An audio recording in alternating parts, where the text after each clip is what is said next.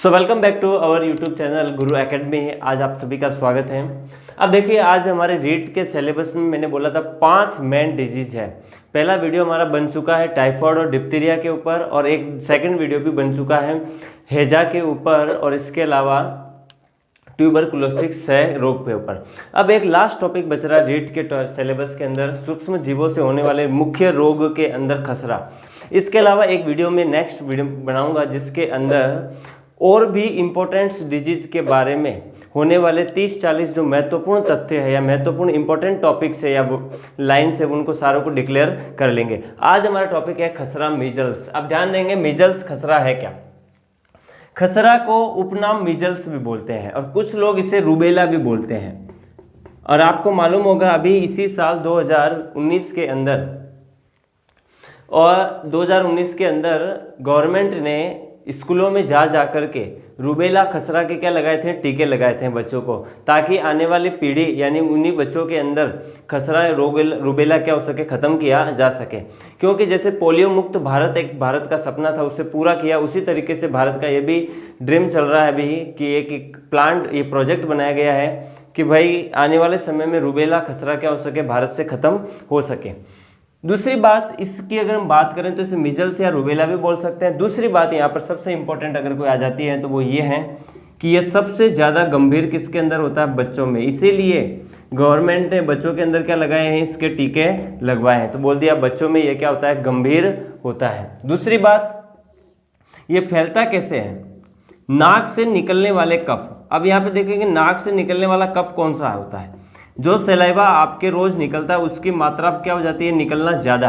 तो जो नाक से निकलने वाला कफ है और वो वायवीय संक्रमण, जब वो छींकेगा खांसेगा तो वो जो बूंदों के रूप में बाहर फैलेगा, उससे ये बीमारी क्या है, फैलती जाती है। तो बोल दिया कि नाक से निकलने वाले कफ यानी कि सलाइवा, उससे भी क्या होता है, उसको सलाइवा बोल सकते हैं या श्लेष्मित पदार्थ भी बोल सकते हैं, उससे क्या होता है, फैलता है। म्यूकस कह सकते हैं, यहाँ पर हम वर्ड यूज कर सकते हैं, म्यूकस।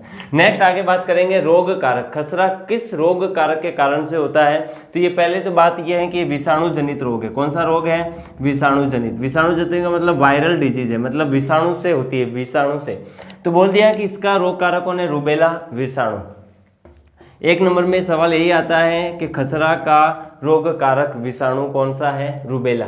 दूसरी बात, संक्रमण वाहक किस किस तरीके से ये फैल सकता है, तो खांसने या छींकने से, खांसने या छींकने के साथ निकलने से, हवा में फैलने वाली बूंदों से। अब ध्यान देना, खांसने या छींकने से जब वो निकलने वाला जो बूंदों के रूप में पदार्थ है, वो बूंदों के रूप में पदार्थ कहाँ फैल रहा है, वायु में। और जब वो वायु में फैलेगा, मान लो ये छींक रहा है तो ये वायु के अंदर फैल रहे हैं बूंदों के रूप में पदार्थ। मान लो पास में कोई व्यक्ति है और जो से अगर श्वसन करें तो वो से अपने श्वसन के माध्यम से क्या करेगा, शरीर में प्रवेश हो जाएगा रूबेला वायरस, और इस तरीके से ये रोग क्या होगा, आगे से आगे फैलता जाएगा। दूसरी बात है वायवीय श्वसन संक्रमण, यही वायवीय श्वसन संक्रमण होता है। आगे बात करेंगे लार से। जैसे कि मान लो कहीं किसी ने लार थूक दी, या मान लो कि अचानक से छींक आने से, या फिर म्यूकस के हवा में फैलने से, वो भी क्या है, फैलने का कारण बन जाता है। स्किन टू स्किन मतलब स्पर्श से, टच के माध्यम से भी क्या होता है, फैलता है, मतलब संक्रामक रोग है। संदूषित जल व भोजन से, देखिए संदूषित जल, कोलेरा हैजा के अंदर हमने बात की थी, उल्टी दस्त के अंदर भी संदूषित जल भोजन, और टाइफाइड में भी यही कारण है। ये सबसे इंपॉर्टेंट कारण होता है हर बीमारी का, संदूषित जल व संदूषित भोजन। खसरा के लक्षण की बात करते हैं हम। चमड़ी पर क्या हो जाते हैं, लाल दाने उभरते हैं। देखो मैंने पहले बोला था हर रोग के आपको विशेष लक्षण पता होना चाहिए। खांसी, ज्वर, बुखार, सिरदर्द ये नॉर्मल है, इनसे आप किसी रोग की आइडेंटिफिकेशन जल्दी से नहीं कर पाते हैं। तो यहाँ पर सबसे इंपॉर्टेंट है यहाँ पर कि चमड़ी पर क्या होते हैं, लाल रंग के दाने उभर आते हैं। मांसपेशियों में क्या होगा, दर्द, ये भी इंपॉर्टेंट है। कई जगह किताबों में ये लिखा है कि दर्द होता है, दर्द होता कहाँ है, मांसपेशियों में, मसल्स के अंदर क्या आती है, थकान आने लगती है। आगे है लसिका ग्रंथियों में सूजन। आप ध्यान देना, लसिका ग्रंथियों में सूजन होने से आंखों में जलन और खुजली, और इसके अलावा क्या होगी, सूखी खांसी भी क्या होती है, स्टार्ट हो जाती है। तो लसिका ग्रंथियों में सूजन से क्या होगा, नाक से अधिक कफ भी निकलेगा, और शरीर के अंदर क्या आएगी, मांसपेशियों में दर्द भी होगा। अगला है नाक से अधिक कफ निकलना, यानी कफ का मतलब वही म्यूकस, श्लेष्मित पदार्थ निकलना। खुजली होना मतलब एलर्जी, क्योंकि IgE एंटीबॉडी का क्या हो रहा है, श्रावण कम हो रहा है, आंखों की जलन, और सूखी खांसी, बूफिंग कब बोलते हैं, खुद सूखी खांसी को, पर्ट्यूसिस के अंदर इसको स्टडी करते हैं। बचाव की अगर बात करें तो रोगी को क्या रखना चाहिए, अलग रखना चाहिए, स्वच्छ जल और भोजन का सेवन करना चाहिए, और रूबेला का टीका, जो भी गवर्नमेंट हर स्कूलों में जा करके रूबेला का टीका दे रही है, वो भी एक बचाव का क्या होगा, उपाय होगा। सबसे इंपॉर्टेंट यहाँ पर ये होगा, रूबेला विषाणु के बारे में आपको जानकारी, रोग कारक पता होना चाहिए, किस किस के माध्यम से फैलता है, तो ध्यान देना, वायवीय, श्वसन, संक्रमण और खांसने या चीखने के बूंदों के रूप में फैलने से। इसके अलावा बच्चों में गंभीर है, नाक से निकलने वाले कफ यानी म्यूकस से फैलता है। सबसे इसका उपचार ट्रीटमेंट के अंदर ये एक तो पूछ लेते हैं सवाल, पहला तो उपचार है ट्रीटमेंट, टीकाकरण, रूबेला का टीका दिया जाता है। इसके अलावा एंटीसेप्टिक क्रीम, अब ध्यान देना, एंटीसेप्टिक क्रीम को हिंदी में बोलते हैं रोगाणु रोधी क्रीम।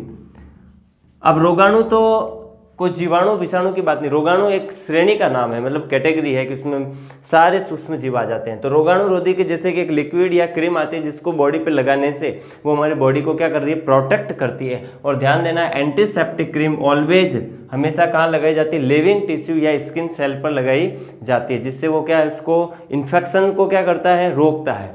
एंटीसेप्टिक क्रीम या रोगाणु रोधी का प्रयोग करना चाहिए। इसके अलावा एंटीबायोटिक कौन सी दी जाती है, स्ट्रेप्टोमाइसिन, ये किसके लिए दी जाती है, मांसपेशियों में दर्द को कम करने के लिए एंटीबायोटिक स्ट्रेप्टोमाइसिन दी जाती है। और इसके अलावा पैरासीटामोल भी देते हैं दर्द को कम करने के लिए।